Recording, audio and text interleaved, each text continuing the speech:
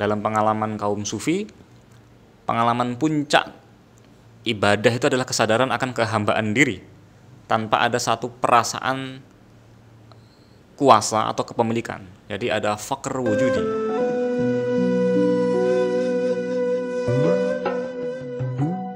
Assalamualaikum warahmatullahi wabarakatuh. Teman-teman Nurul Wala dimanapun berada, hari ini kita akan mencoba untuk membincang seputar Isra Mi'raj dalam perspektif tasawuf. Mas Azam, kita ketahui bahwa peristiwa Isra Mi'raj kan peristiwa yang hanya dialami oleh Nabi Muhammad SAW. Jika demikian, apa urgensi bagi kita? Betul bahwa Isra Mi'raj itu satu peristiwa yang hanya dialami oleh Nabi Muhammad SAW. Jadi itu privilege beliau.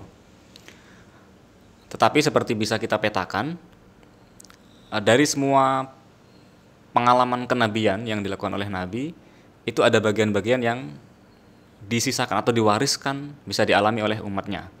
Nah, Isra Mi'raj yang terjadi secara fisik dan ruhani itu hanya khusus bagi Rasulullah SAW. Tapi yang bisa dialami oleh umatnya sebagai tabi', sebagai pengikut beliau adalah Isra yang bersifat ruhani. Jadi ulama membuat kategori yang lain dari yang selama ini kita kenal. Jadi ada yang disebut sebagai Isra'at ruhaniyah barzakhiyah. Jadi perjalanan ruhani Isra, perjalanan ruhani Mi'raj yang bisa dialami oleh umat Nabi Muhammad SAW dengan cara menempuh jalan hidup yang beliau ajarkan. Pertanyaan selanjutnya adalah pesan-pesan apa dari peristiwa Isra Mi'raj itu yang bisa kita kontekstualisasikan di zaman sekarang, Mas? Oke, pertama kita kembali ke ayat Al-Quran di surat Al-Isra atau surat Bani Israil, di mana di awal itu dinyatakan Bismillahirrahmanirrahim, Subhanallazi asra bi'abdihi lailam minal masjidil harami ilal masjidil aqsa allazi barakna haulahu linuriyahu min ayatina innahu huwas sami'ul basir. Pertama adalah status kehambaan. Di situ Allah menegaskan posisi Nabi Muhammad yang sepenuhnya hanya sebagai hamba yang tidak punya daya dan kuasa. Jadi la haula wala quwata illa billah. Jadi asra bi abdihi. Jadi hamba betul-betul pasif digerakkan oleh Allah dalam perjalanannya. Nah, dalam pengalaman kaum sufi, pengalaman puncak ibadah itu adalah kesadaran akan kehambaan diri tanpa ada satu perasaan kuasa atau kepemilikan. Jadi ada faqr wujudi, ada kefakiran, ada ketidakpunyaan yang bersifat ontologis. Itu satu. Kedua, kita bisa belajar dari kisah yang disebutkan dalam hadis. Misalnya dalam narasi sejarah tentang Isra Mi'raj, di situ Nabi berhadapan dengan dengan malaikat, kemudian juga ketemu dengan beberapa nabi yang lain. Ditawarkan kepada beliau dua bentuk minuman, ya, satu susu, satu anggur. Nah, Nabi memilih susu. Lalu dijawab di situ asabtal fitrah, ya, bahwa engkau sudah memilih berdasarkan fitrah. Artinya kebaikan yang sudah secara primordial tertanam di dalam diri manusia. Artinya yang nanti dalam kesempatan lain itu ditafsirkan sebagai ilmu. Artinya begini, kita harus setiap saat dalam tarikan nafas dan hidup yang kita jalani harus ada upaya untuk peningkatan keilmuan kita, baik secara kognitif, ilmu-ilmu yang sifatnya rasional, maupun terutama ilmu yang bersifat intuitif, ilmu tentang pengalaman langsung, tentang pengecapan spiritual. Artinya tidak ada satu waktu pun yang berlalu kecuali di situ kita menambah ilmu dalam makna seluas mungkin. Kemudian ketiga,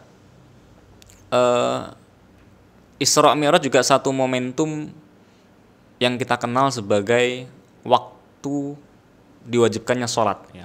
Sholat kita tahu ada kisah di situ, sholat diwajibkan. Nah, sholat juga berasal dari kata yang sama dengan kata silah, yaitu menjalin komunikasi. Sholat secara umum kita tahu dari tradisi adalah media bermunajat, media munajat kepada Tuhan, dengan Tuhan, ya. Terbaik. Ya, terbaik, dia satu media untuk menyampaikan keintiman dengan Tuhan. Maka sudah semestinya baik dalam makna silah di luar Tuhan maupun sholat dalam arti komunikasi dengan Tuhan itu berjalan seirama. Misalnya, dalam kehidupan sesama kita menjalin komunikasi yang bagus sebagai wujud bahwa sholat kita kepada Allah itu bagus. Jadi kita membantu sesama, membebaskan orang dari penderitaan, dan sebisa mungkin meminimalisasi perbuatan-perbuatan yang dianggap merugikan orang lain, meskipun kadang tidak terhindarkan ya, karena itu respon. Kemudian tentang kesadaran kepada Allah, sholat sebagai media munajat, totalitas kesadaran dihadapkan kepada Allah. Jadi yang tidak kalah penting sebetulnya adalah soal kualitasnya, bukan sekedar kuantitasnya. Jadi kita harus belajar terus-menerus untuk memperbaharui, mengevaluasi sholat kita. Sholat dalam makna baik yang hissi maupun ruhani, yang ritual, yang ritus ibadah yang kita jalankan sehari-hari, kadang dengan kesadaran, kadang juga ingat apa-apa, maupun dalam mana yang lebih luas dari itu. Satu lagi Mas, yang terakhir. Mas Azam kan sempat menyinggung bahwa kita bisa melakukan Isra dalam ruhani. Nah, sedangkan ketika kita melihat dalam ayat itu kan asra bi 'abdihi lailan. Di situ ada waktu ketika Nabi di Isra Mi'rajkan itu dalam waktu malam. Apakah dalam proses spiritual untuk meningkatkan ruhani kita itu adalah waktu yang tepat, yang terbaik itu adalah waktu malam, sehingga dalam Al-Qur'an menggunakan kata lailan bukan nahar ataupun sebagainya. Ya, dalam tradisi tafsir ada diskusi yang luas sekali. Pada dasarnya kata Isra itu, kalaupun tanpa kata lail, sudah mengacu pada perjalanan di malam hari. Jadi andaikan tidak ada kata laila, itu sudah menunjukkan makna perjalanan di malam hari. Nah, disebutkannya kata lailan itu untuk meneguhkan bahwa proses itu betul-betul terjadi di malam hari. Itu salah satu alternatif dalam tafsir.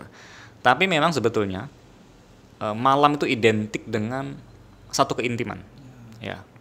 Jadi kita sering mendengar kisah-kisah romantik misalnya. Biasanya orang kalau jatuh cinta, ya di malam hari dia akan terbangun mengingat kekasihnya. Ya.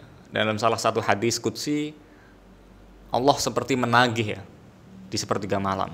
Mana orang-orang yang minta ampun kepadaku, aku ampuni, dan seterusnya. Jadi malam memang umumnya dalam kehidupan kita sehari-hari, malam adalah waktu untuk orang beristirahat, tidur lelap dari kesadaran primordialnya. Jadi kalau ada orang kemudian di waktu malam hari ketika banyak orang tertidur, dia bangun menyucikan diri, mendekatkan diri kepada Allah, itu salah satu bukti secara zahir namun dia mengutarakan cintanya kepada Allah. Satu lagi, dalam ayat tadi ketika secara bahasa digunakan kata asra bi abdihi, itu ada diferensiasi dengan kita, antara kita dengan Nabi Muhammad, sudah pasti ada perbedaan.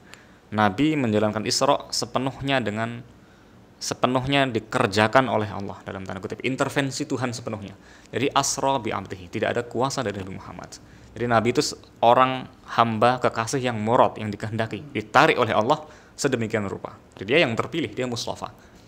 Sementara kita sebagai pengikutnya ingin menapaki jalan yang beliau tempuh, maka kita menjadi murid, kita menjadi orang yang pertama-tama diawali dengan kesadaran, dengan yaqzah, dengan kesadaran bahwa kita masih jauh, lalu kita menempuh.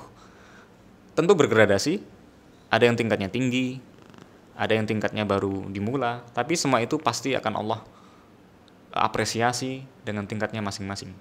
Inilah sekilas perbincangan kita tentang Isra Mi'raj. Semoga apa yang telah kita diskusikan bermanfaat untuk kita semua, sehingga kita mampu untuk meningkatkan spiritualitas kita di era kontemporer ini. Amin.